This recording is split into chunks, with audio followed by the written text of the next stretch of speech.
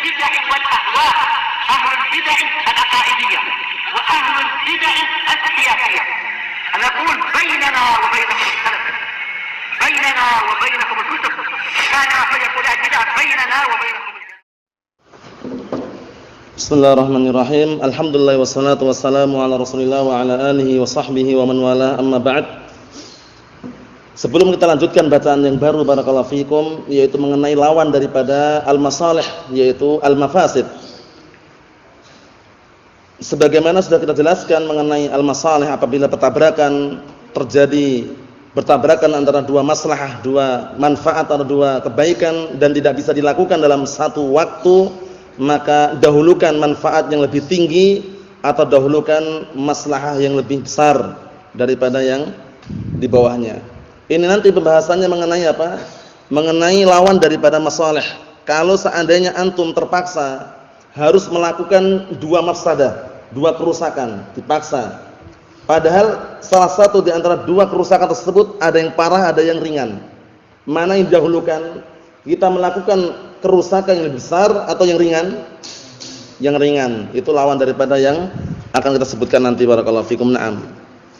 Wa niyatuna syartun lisa'iril amal bihi salahu wa fasadu lil amal ad-din mabniun 'alal masalihi fi jalbiha wa dar'i lil qaba'ihi wa in tazaham 'adadul masalihi yuqaddamul a'la min al-masalih. Na'am, fadhal.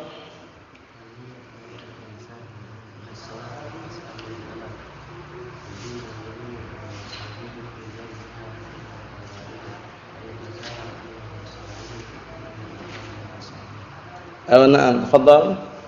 النية شرط من سائر العمل الصلاح والفساد للعمل الدين مبني على المصالح في جلبها والدفع للقبائل فإن زاحم عدد المصالح يقدم الأعلى من المصالح. النية شرط لسائر العمل الصلاح والفساد للعمل الدين مبني على المصالح يقدم الأعلى من المصالح. الدين مبني على المصالح في جلبها والدرع للقبائل فإن تزاحم عدد المصالح يقدم الأعلى من المصالح. نعم. وهذه قواعد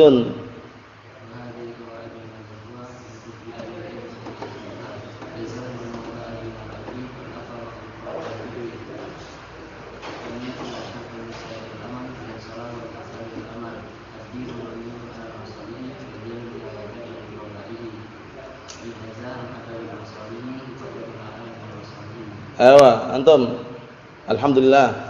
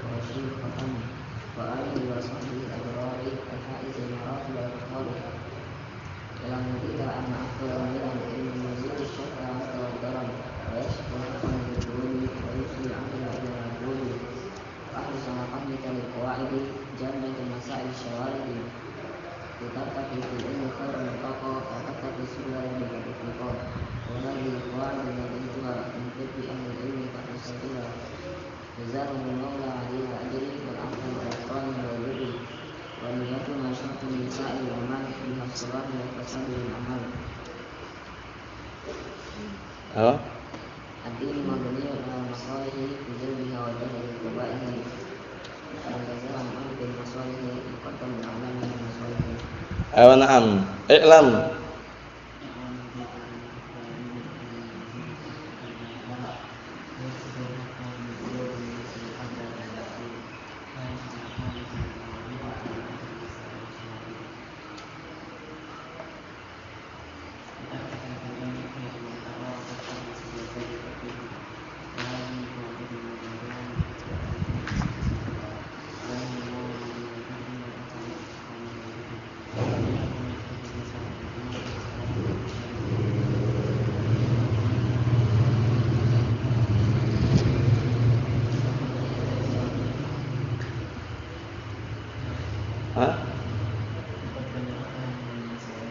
Na'am. Wa niyatuna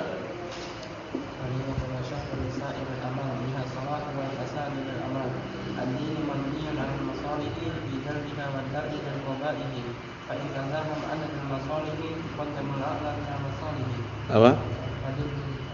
فجده تزاحم المفاسد يرتكب الأدنى من المفاسد. Naam. هذه قواعد نظمتها في أهل العلم قد فصلتها جزاهم المولاة بالأجر والأفع وغفرانه والبر ونيتنا شرطا لسائر العمل من الصلاة والفساد للعمل الدين مبني على المصالح في جلبها والدفع للقبائح فإن تزاحم عدد المصالح يقدم الأعلى من المصالح. apa? I'lam.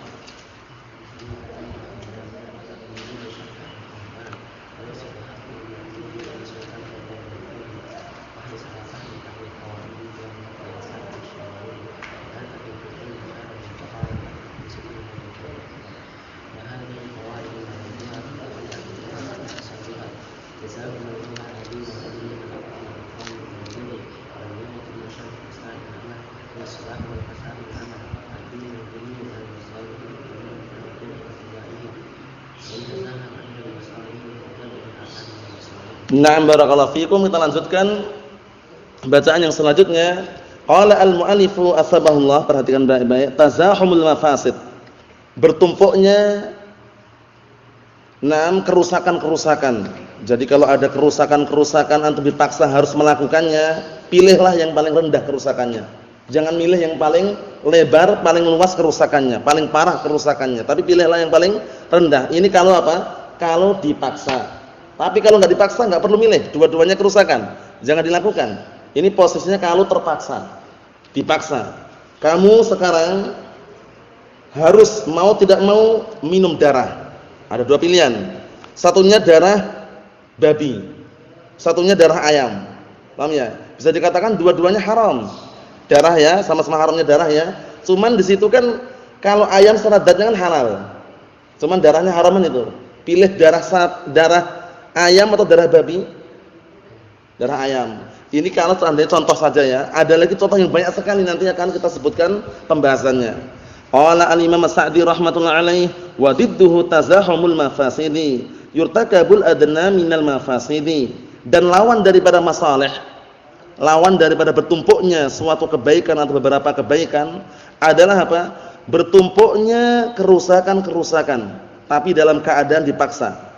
Yurtakabul adna minal mafasidi, maka hendaknya yang dilakukan adalah apa? Kerusakan yang lebih rendah, kerusakan yang sedikit. Apa maksudnya ya?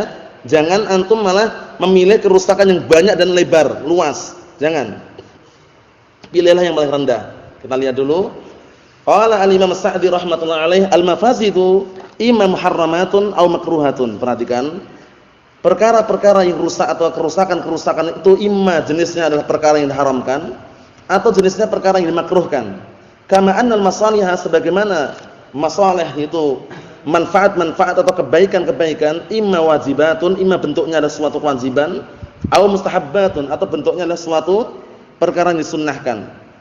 Fa idza tazahamatil mafasidu, perhatikan, fa idza tazahamatil mafasidu, apabila kerusakan-kerusakan itu bertumpuk-tumpuk, maksudnya bertabrakan, dua kerusakan, bertemu dua kerusakan, bi'anit turral insanu ila fi'li ahadihima, bi'anit turral insanu ila fi'li ihdahuma, perhatikan, yaitu dalam bentuk apa? Seseorang dipaksa, seseorang terpaksa untuk melakukan salah satu di antara dua kerusakan tersebut, fal wajibu alla yartaqibal mafsadah al-kubra. Yang wajib hendaknya seseorang tidak melakukan apa? Kerusakan yang lebih besar. Ada dua kerusakan, ada dua kejelekan. Paham ya? Antum dipaksa untuk melakukan salah satu di antara dua kerusakan tersebut. Jangan milih yang kerusakannya besar. Jangan milih yang kerusakannya menyeluruh. Jangan memilih yang kerusakannya luas. Pilih yang paling rendah, paling ringannya. Walaupun sama-sama apa tadi? Kerusakan. Apa maksudnya ya? Kita lihat. Bal yaf'al as-sughra, bahkan hendaknya dia melakukan yang kecil, yang kerusakannya mafsadahnya itu kecil. Irtikaban li ahwanis syarrain, dalam rangka apa? Mengerjakan dua kejelekan yang paling ringan. Paham ya? Dalam rangka mengerjakan salah satu dua kejelekan yang paling ringan. Lidaf'i a'lahuma, dalam rangka menolak atau menepis kerusakan yang lebih tinggi. Maaf insyaallah. Nah, nanti akan disebutkan kisah Syekhul Islam ketika beliau berjalan melalui orang-orang apa? Tatar. Di situ mereka pada pesta khamr, mabuk-mabukan mereka. Syekhul Islam bersama muridnya ditanya, "Kenapa ya Syekhul Islam engkau tidak mengingkari kemungkaran yang terjadi?" Kata Syekhul Islam, "Kalau seandainya mereka aku larang minum khamr, niscaya mereka justru akan apa? Akan menghancurkan kehormatan kaum muslimin dan akan merampok kaum muslimin." Kerusakannya lebih besar mana kira-kira? Kalau minum khamr kembali ke mereka, sudah dibiarkan mereka diam aja minum khamr. Kalau seandainya Syekhul Islam saat itu mengingkari, itu kemungkinan besar apa mereka akan marah dan akhirnya kaum muslimin dibantai, dirampok hartanya, kehormatannya barakallahu fikum dihancurkan. Rusak enggak? Nah, itu. Syekhul Islam meninggalkan suatu kerusakan karena akan berakibat menimbulkan apa? Kerusakan yang lebih besar itu loh. Paham insyaallah? Nah, barakallahu fikum. Ini penting sekali ini. Kita lihat qala al-'allamah al-Bassam rahimahullah fi tawdihil ahkam, syarah terhadap kitab apa ini, Husain? Qala al-'allamah al-Bassam rahimahullah ta'ala fi tawdihil ahkam, syarah terhadap kitab apa? Ingat enggak? Syarah terhadap kitab apa, Abdullah? Bulughul Maram. Kalau syarahnya terhadap kitab Umdatul Ahkam apa namanya? Ingat ya? Antum? Taisirul Alam. Bedakan ya, karena Al-Bassam beliau memiliki dua karangan yang masalah fikih yang bisa dikatakan terkenal itu, dua kitab tadi itu. Paham ya? Syarah Umdatul Ahkam sama syarah Bulughul Maram. Kalau syarah Bulughul Maram terkenal dengan sebutan Tawdihul Ahkam ini. Tapi kalau syarah Umdatul Ahkam Taisirul Alam. Maaf insyaallah ya. Nah, kita lihat idza tazahamatil mafasidu wa sara la budda min irtikabi. Apabila bertemunya kerusakan-kerusakan, berkumpulnya kerusakan-kerusakan dan dan menjadilah seseorang tersebut harus mengerjakan minartika bi ihdahuma quddimil akhaf 'alal aghlad. Perhatikan Bapak ini. Kalau seandainya keadaan seperti itu, bertemunya kerusakan-kerusakan dan seseorang diharuskan untuk mengerjakan salah satu keduanya, dipaksa maksudnya. Quddimil akhaf. Dahulukan barakallahu fikum, quddimal akhafu 'alal aghlad. Dahulukan yang lebih ringan kerusakan daripada yang lebih parah. Paham belum? Sama-sama kerusakan, milih yang lebih ringan atau lebih parah? Lebih ringan. Karena kalau lebih parah nanti pengaruh daripada kerusakan tersebut menyeluruh gitu loh. Orang akan kena semuanya. Tapi kalau lebih ringan itu bisa dikatakan terbatas sampai situ saja. Kita lihat. Nah, kata beliau, ittiqa'a li syarri mahma amkar al-amr. Dalam rangka untuk apa? Menghindarkan diri, berhati-hati dari kejelekan bagaimanapun memungkinkan. Maksudnya bagaimanapun caranya memungkinkan untuk kita berhati-hati dari kejelekan, berhati-hati, meninggalkan. Hatta walaupun terpaksa harus melakukan, pilihlah yang lebih ringan kejelekannya, lebih ringan kerusakannya tadi. Paham maksudnya ya? Nah, barakallahu fikum. Seperti anak sebutkan kemarin itu, terkadang ada juga bahkan kita tidak melakukan sama sekali. Nah, karena posisinya enggak dipaksa. Ini khusus kalau posisi dipaksa. Harus kerjakan. Mau tidak mau harus kerjakan. Kalau enggak, kepalamu akan kami potong misalkan. Senjata sudah siap itu ya. Kalau tidak mengerjakan, tembak. Pistol sudah siap itu, pistol. Pistol atau tembak sudah siap di kepala. Kalau enggak mengerjakan, ada dua pilihan di situ. Nah, dua-duanya rusak, dua-duanya jelek. Tapi yang satunya parah, satunya ringan. Milih yang mana? Ringan. Kita lihat. Kisahnya banyak sekali, di antaranya kata beliau walihadainil aslain, dan pada dua kaidah inti ini amsilatun katsiratun, ada contoh yang sangat banyak. Famin taqdimi akhafil mafsadatain ala ashaddihima, dan termasuk bentuk contoh mendahulukan dua kerusakan yang lebih ringan, mendahulukan salah satu dua kerusakan lebih ringan daripada yang lebih parahnya adalah apa? Barakallahu fikum kharqul khadir lil safinah, yaitu perbuatan Khadir melubangi safinah, itu kapal, dilubangi sama dia. Padahal Padahal berbahaya di situ. Khasyatan barakallahu fikum khasyatan min dhihabiha kulliha. Karena dalam rangka khawatir kalau seandainya semuanya hilang seluruhnya. Paham ya? Saat itu ketika Nabi Musa alaihissalam bersama beliau melihat suatu kejanggalan, karena Nabi Musa alaihissalam memiliki ilmu sendiri. Nabi Khadir juga memiliki ilmu sendiri. Nabi juga itu. Nah, sehingga ketika Nabi Musa alaihissalam mengikuti jejak dan langkahnya Khadir alaihissalam saat itu apa? Nah, barakallahu fikum, innaka apa? Innaka lan tastati' ma'iya sabara. Enggak sabar, enggak mampu untuk bersabar bersamaku karena beda. Syariatnya beda gitu ya. Nah, karena Nabi Khadir mengetahui perkara yang tidak diketahui Nabi Musa. Apa maksudnya ya? Sama-sama dapat wahyu dari Allah Subhanahu wa taala. Nah, ini. Naam. Contoh yang berikutnya, wa qatlihi al-ghulam khasyata min kufri abawaihi bisababi baqaihi. Dan juga waktu itu Khadir membunuh anak, seorang anak, karena khawatir kalau anak ini besar, tumbuh besar bersama bapaknya, nanti justru akan apa? Kufur terhadap kedua bapaknya, durhaka kepada dua bapaknya, dibunuh duluan. Bayangkan itu. Nah, kalau seandainya posisinya dia besar, durhaka, kerusakan enggak? Kerusakan. Nah, tapi kalau posisi dia, nah barakallahu fikum, dibunuh, itu juga kalau kita telusuri kerusakan juga di situ karena bunuh. Tapi kenapa? Dilakukan karena dia terbatas hanya satu orang aja dibunuh. Kedua orang tuanya enggak dikufuri. Maksudnya ya. Tapi kalau seandainya posisinya dia besar, tinggal bersama kedua orang tuanya bagaimana? Durhaka kepada kedua orang tuanya. Nah, itu termasuk apa? Termasuk contoh saja. Wa illa nanti akan sebutan contoh lagi, bagus sekali. Naam. Mahfum insyaallah Fajri? Ayo. Qala al-'allama Ibnu Utsaimin rahimahullah taala fi syarh mandhumati ushul fiqh wa qawaidih wa yumkin an numathila li hadhihi al-qa'idati bima dzukira an Syekhul Islam Ibnu Taimiyah rahimahullah taala. Dan memungkinkan juga kita memberikan contoh untuk kaidah ini, ingat-ingat kaidah tadi ya. Nah, barakallahu fikum.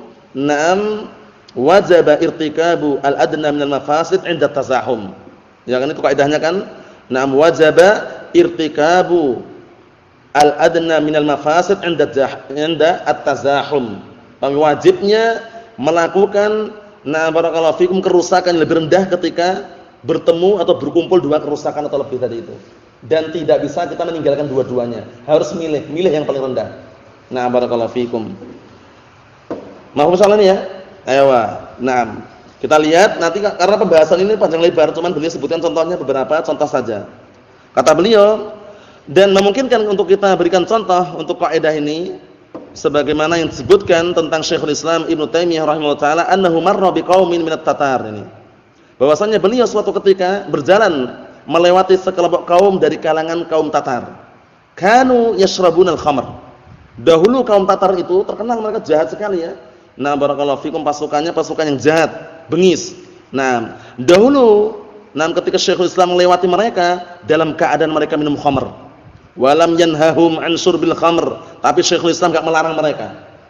Syekhul Islam lewat itu aja, enggak melarang. Jangan kamu minum khamr. Tidak, Syekhul Islam tidak melarang. Wa kana ma'ahu sahibullah, saat itu Syekhul Islam bersama temannya yang menyertai beliau, faqala lahu li Syekhul Islam Ibnu Taimiyah, akhirnya temannya tadi itu yang bersama Syekhul Islam tanya kepada Syekhul Islam, limadza lam tanhahum? Kenapa engkau wahai Syekhul Islam tidak melarang mereka, orang-orang minum khamr tadi itu? Qala li'annahum law taraku syurbal khamr la dhahabu yahtakuna a'radal muslimin wa yakhsabuna amwalahum wa hadha dzulmun muta'addin. Masyaallah. Ini fikihnya Syekhul Islam bagus sekali. Syekhul Islam mengatakan apa? Kalau seandainya mereka barakallahu fikum meninggalkan minum khamr tadi, tak larang misalkan jangan minum khamr, akhirnya mereka meninggalkan itu, marah enggak kira-kira? Marah. Nah, dengan sebab marah tersebut la dhahabu, niscaya mereka akan beralih berbuat apa? Mereka akan pergi berbuat menghancurkan kehormatan kaum muslimin. Menginjak-injak kehormatan kaum muslimin. Mungkin istilahnya barakallahu fikum menculik para wanitanya, memperkosa para wanitanya, paham ya? Kemudian wa yakhsabuna amwalahum, dan juga akan mengambil harta mereka, merampok, begal. Karena apa? Dilarang minum khamr tadi itu. Nah, wa hadza dzulmun muta'addin. Yang seperti ini adalah kedzaliman yang menyeluruh atau kedzaliman yang luas. Paham ya maksudnya ya? Jadi beliau Syekhul Islam sengaja tidak melarang mereka minum khamr. Kenapa? Karena dikhawatirkan timbul mafsadah lebih besar. Paham? Nah, ini nanti masuk dalam kaidah yang mirip dengan ini apa? Darul mafasid muqaddamun ala jalbil masalih. Meninggalkan kerusakan itu terkadang lebih kita dahulukan daripada meraih kebaikan. Kalau seandainya mereka tidak minum khamr, bagus enggak?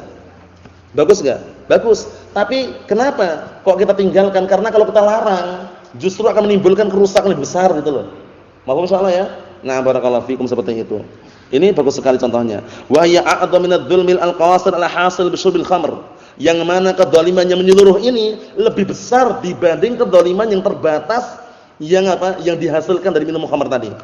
Mereka minum khamr biarin aja. Minum khamr mabuk-mabukan situ terbatas sampai situ aja lingkungannya ya. Nah, barakallahu fikum. Tapi kalau dilarang kemudian marah, akhirnya mereka ngerampok, ngamuk, kaum muslimin diinjak-injak, kehormatannya dirusak oleh mereka. Nah, ini fikihnya Syekhul Islam Ibnu Taimiyah. Undur i'lamul muwaqqi'in. Hadza la syak annahu min fiqhi Syekhul Islam Ibnu Taimiyah taala. Ini enggak ragu lagi. Enggak diragukan lagi bahwasanya merupakan fikihnya Syekhul Islam Ibnu Taimiyah, haitsu qaddama akhaffal mafsadatain ala ulyahuma, masyaallah.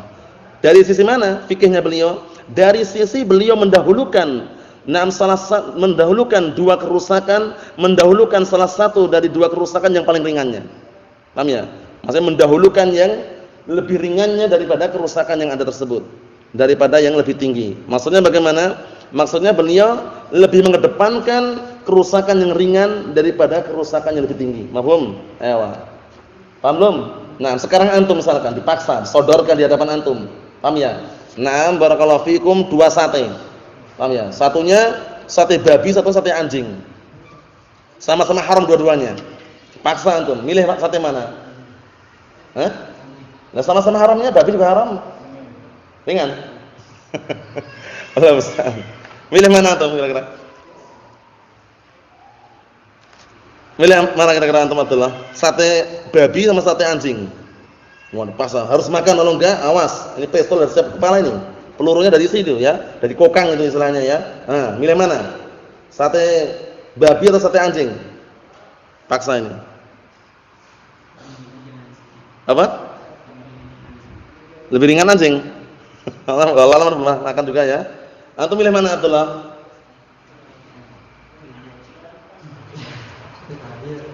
Babi Allah Ustaz. Khair insyaallah. Nah, barakallahu fiikum. Kalau sama-sama haramnya seperti itu enggak ada pilihan, antum bebas di situ karena mukrah, terpaksa. Karena sama-sama haramnya dinaskan dengan dalilan itu. Nah, barakallahu fiikum, dan di situ bisa dikatakan sama-sama tingkatan keharamannya ya dengan nas khusus itu loh. Apa maksudnya? Sehingga di situ antum bebas, tapi terpaksa itu loh. Paham ya? Nah, jadi kalau dijadikan contoh di situ kurang tepat kalau sama-sama haramnya. Sama-sama tingkatannya sama ya. Tapi nanti kalau barakallahu fikum, untuk menjadikan contoh di sini harus melihat mafsadahnya, sama-sama mafsadah tapi ada yang lebih ringan gitu loh. Paham ya? Sate babi haram dengan nas. Paham ya? Daging babian itu. Kemudian sate anjing juga haram dengan nas mengenai apa? Hewan yang barakallahu fikum bertaring kemudian memangsanya itu. Nah, masuk dalam kategori itu, sehingga apa? Posisinya masuk dalam terpaksa secara global gitu. Antum milih mana saja ya terpaksa. Maksudnya ya. Nah, barakallahu fikum. Ikhwan fi din azza wa jazakumullah, kita lihat di sini kata beliau, wa hadhil qa'idatu laha furu'un katsiratun. Kaidah ini memiliki cabang yang banyak sekali. Wa qad yastahdhirul insan minha far'an aw far'ain aw aktsar. Bahkan terkadang manusia itu bisa menghadirkan dari kaidah tersebut satu cabang atau dua cabang atau lebih. Jadi bisa dihadirkan, bisa dipikirkan sama dia. Oh, ternyata contohnya seperti ini, contohnya seperti ini. Paham ya?